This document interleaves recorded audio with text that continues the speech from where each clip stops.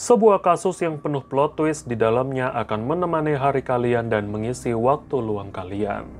Kasus ini pernah terjadi di negara Spanyol, yang menceritakan bagaimana seorang pria yang sudah menikah harus tewas setelah diserang secara brutal di rumahnya sendiri. Yang membuat kasus ini tambah menarik adalah latar belakang kehidupan korban dengan istrinya. Bagaimana kisah selengkapnya?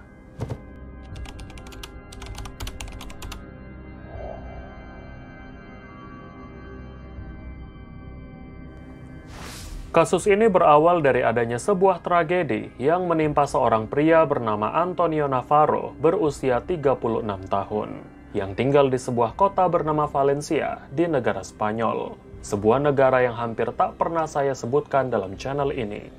Sekitar jam 7 pagi, sudah saatnya Antonio berangkat untuk bekerja. Ketika dia mendekati mobilnya yang masih ada di dalam garasi rumahnya, dia diserang secara brutal dan harus menerima 6 luka tusukan pisau yang menyebabkan dirinya jatuh ke lantai. Sekitar 8 jam kemudian, tepatnya jam setengah 4 sore, tetangga Antonio yang merasa curiga bahwa mobilnya terparkir di garasi rumahnya dan tidak bekerja, lalu memeriksa ke dalam. Saat itu juga dia melihat tubuh Antonio yang bersimbah darah dan tidak menunjukkan tanda-tanda kehidupan lagi. Dia pun memanggil polisi dan ambulans untuk meminta bantuan. Ketika tim paramedis sampai di sana, Antonio sudah dinyatakan tewas sejak beberapa jam sebelumnya karena kehilangan banyak darah. Polisi yang melakukan penyelidikan awal menduga kalau Antonio diserang oleh seorang perampok. Tapi asumsi mereka cukup tak masuk akal melihat bahwa barang-barang berharga milik Antonio, termasuk handphone dan dompetnya, tidak ada yang hilang. Setelah polisi mengabarkan kejadian itu pada pihak keluarga, maka pihak keluarga meminta polisi untuk menyelidiki lebih lanjut terkait pembunuhan pada Antonio. Mereka menginterogasi istri Antonio yang bernama Maria, orang tua Antonio, serta saudara laki-lakinya untuk memastikan apakah ada kemungkinan orang yang ingin menyakiti pria itu. Setelah polisi menginterogasi pihak keluarga, polisi merasa pihak keluarga tak ada yang berniat untuk menyakiti Antonio, sehingga penyidik sampai pada kesimpulan bahwa serangan ini bukanlah serangan acak, melainkan kejahatan yang sudah direncanakan oleh orang lain. Polisi juga kembali memanggil beberapa rekan kerja dan kolega Antonio untuk dimintai keterangan. Namun polisi tak menemukan satupun petunjuk yang mengarah pada pelakunya, karena mereka semua menyatakan bahwa Antonio adalah orang yang baik. Mereka sama sekali tak pernah bermasalah dengan Antonio, apalagi menyimpan dendam yang berujung pembunuhan. Saat penyelidikan belum membuahkan hasil, jenazah Antonio tetap dimakamkan 3 hari setelah pembunuhan itu. Keluarga Antonio sangat berduka atas kejadian itu. Bahkan Maria, istri Antonio, membacakan surat cinta terakhirnya untuk mendiang sang suami sebelum peti matinya dimasukkan ke dalam liang lahat. Pemakaman Antonio tak lantas membuat polisi menutup kasus itu. Mereka semakin penasaran dengan kasus yang sepertinya membutuhkan waktu untuk dipecahkan. Penyelidikan pun masih dilanjutkan oleh pihak kepolisian. Saat pemakaman semuanya tampak normal. Semua keluarga Antonio terlihat sangat berduka atas kematian anggota keluarga mereka. Tapi di balik itu semua, polisi rupanya mengintai dari jauh salah satu anggota keluarga korban. Maria memang sangat terpukul atas kematian Antonio dan sempat membacakan surat cintanya pada upacara pemakaman. Tapi di waktu luangnya, dia terlihat tak berduka, bahkan seakan-akan lupa jika suaminya baru saja dimakamkan. Saat masa berkabungnya, Maria ternyata pergi berpesta dan bersenang-senang dengan beberapa temannya. Hal ini semakin menarik perhatian polisi, sehingga polisi kembali memanggil Maria untuk dimintai keterangan. Dalam alibinya pada penyidik, Maria bersikeras bahwa dia bekerja pada saat pembunuhan itu terjadi. Dia juga menunjukkan SMS pada suaminya yang meminta izin kalau hari itu jadwal kerjanya dirubah secara mendadak, yang mengharuskan dia melanjutkan pekerjaannya untuk mengambil 2 shift tambahan, yaitu shift malam dan shift pagi. Setelah melakukan interogasi mendalam pada Maria, polisi kembali melepaskan Maria untuk sementara. Tapi saat polisi melakukan pemeriksaan ke tempat kerjanya untuk memvalidasi pernyataannya, polisi mendapatkan fakta bahwa Maria tidak bekerja pada malam itu hingga keesokan harinya. Siapakah sebenarnya Maria? Apa yang membawa polisi untuk semakin mencurigai istri sah Antonio sendiri atas pembunuhan itu? Sebelum polisi melakukan penyelidikan lebih jauh, sebenarnya polisi sudah lebih dulu mengungkap latar belakang Maria dan kehidupan rumah tangganya dengan Antonio.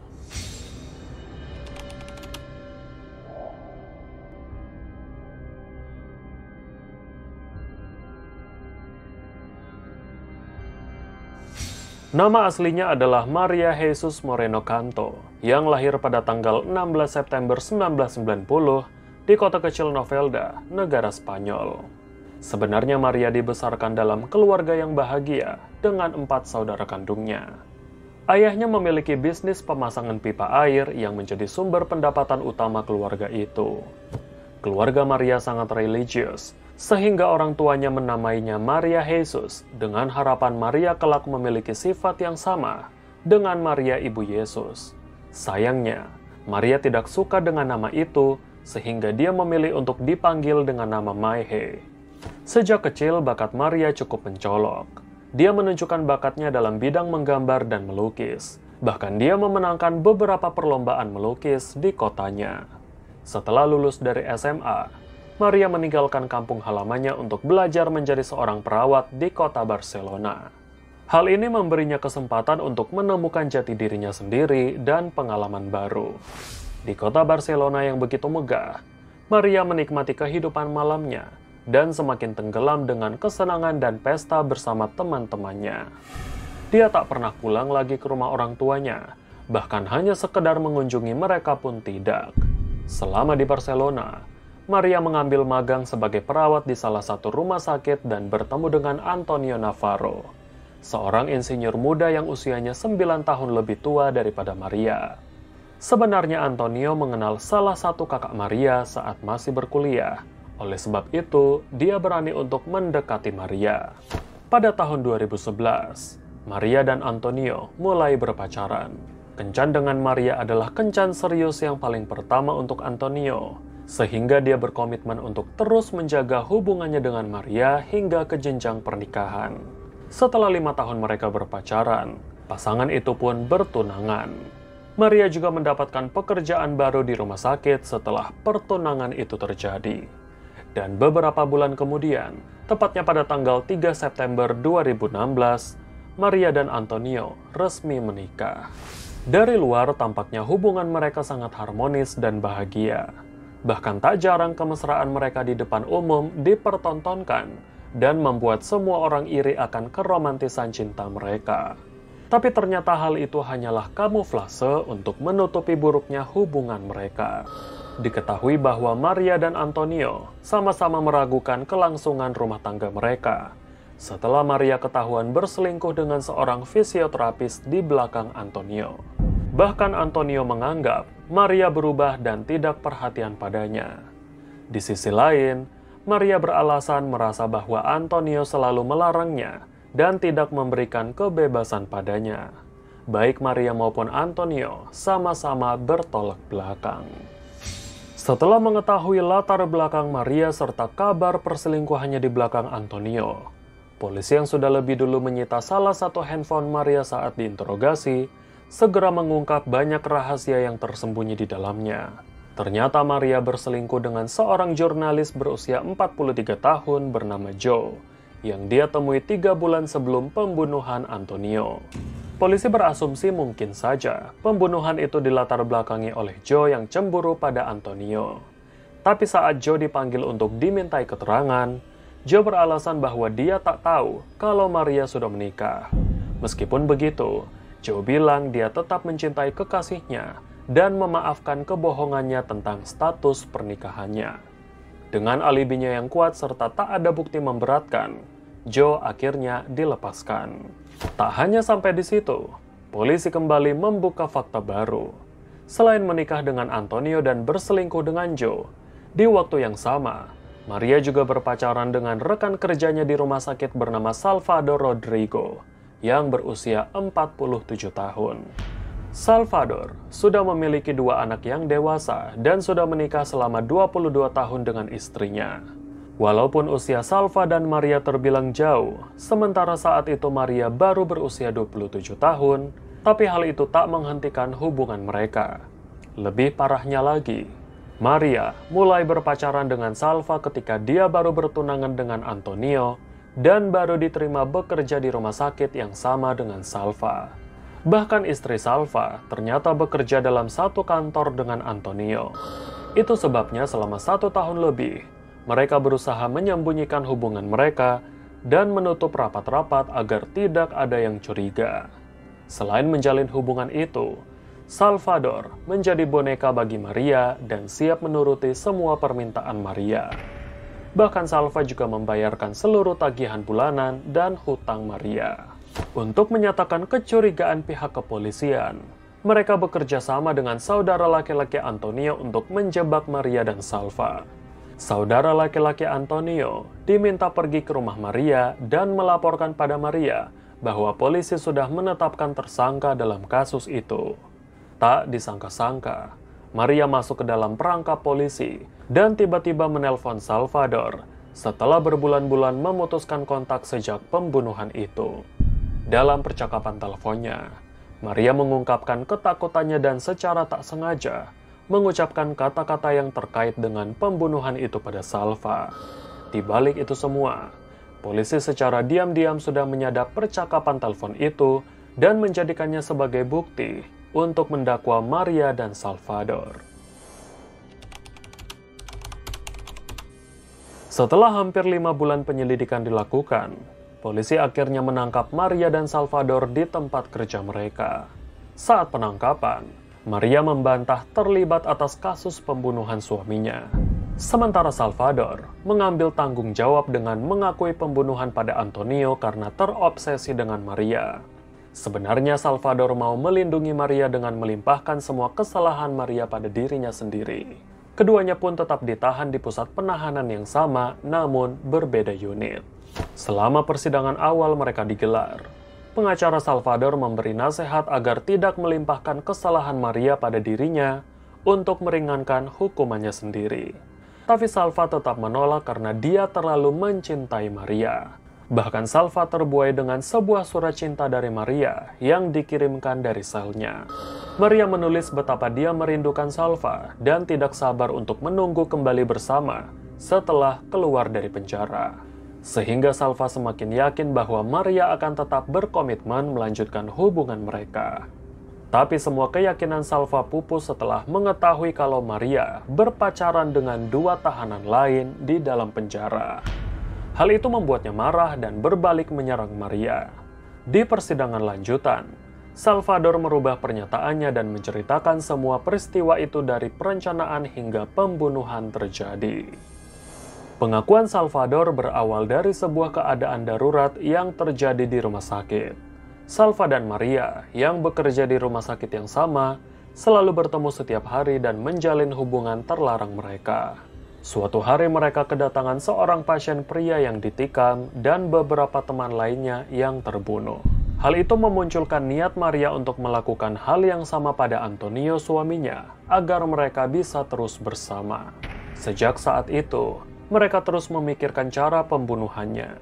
Dan pada tanggal 3 Agustus 2017, mereka bertemu di ruang rahasia di rumah sakit dan menetapkan cara eksekusi serta tanggalnya. Maka ditetapkan bahwa mereka akan membunuh Antonio pada tanggal 6 Agustus 2017.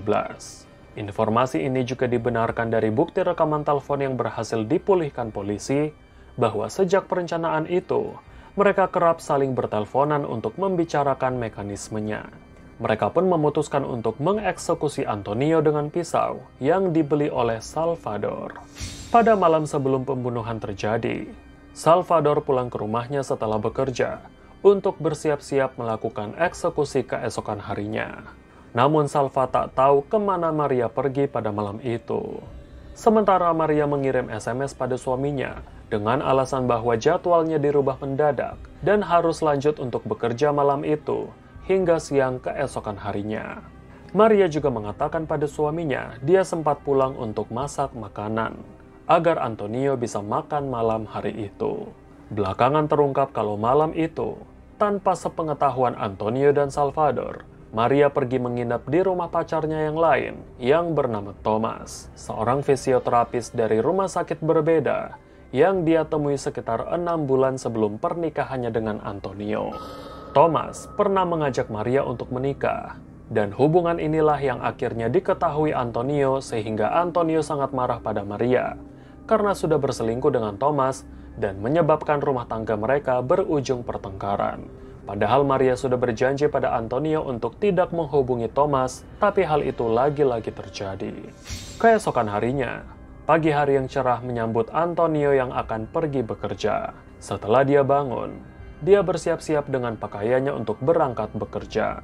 Dia tak sadar bahwa Salvador sudah datang menggunakan motor, mengenakan jaket hitam, kacamata dan topi yang diberikan Maria, serta menggunakan sarung tangan lateks agar tak meninggalkan sidik jari.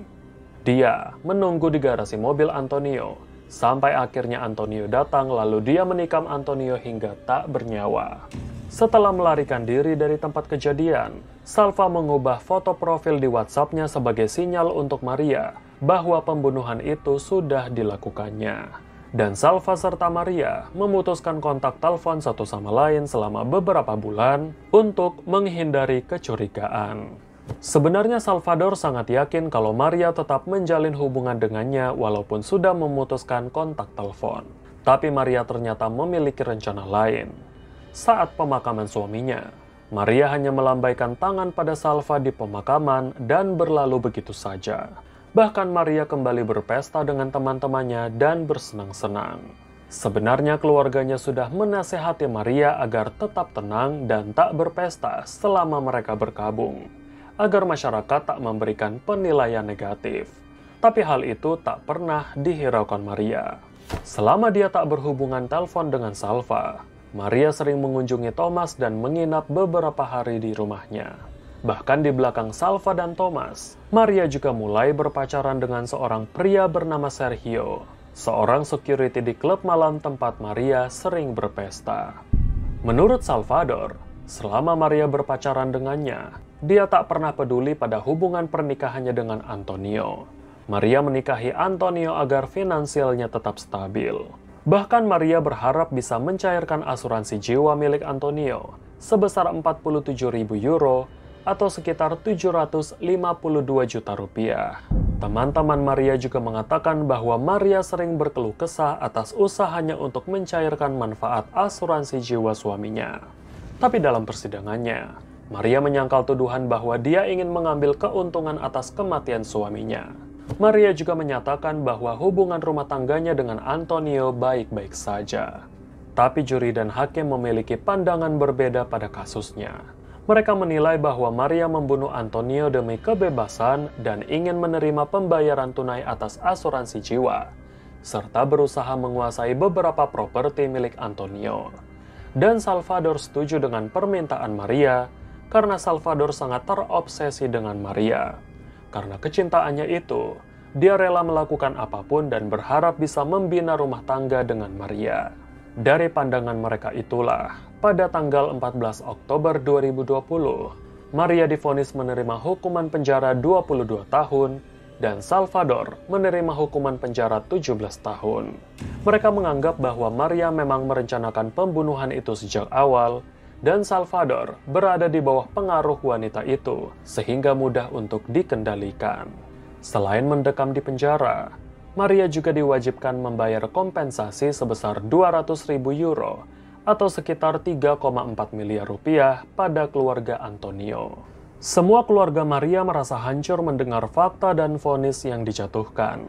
Padahal mereka menganggap dari awal Maria tak bersalah dan menuding semuanya terjadi karena Salvador. Sementara keluarga Salvador juga merasa hancur mendengar semuanya.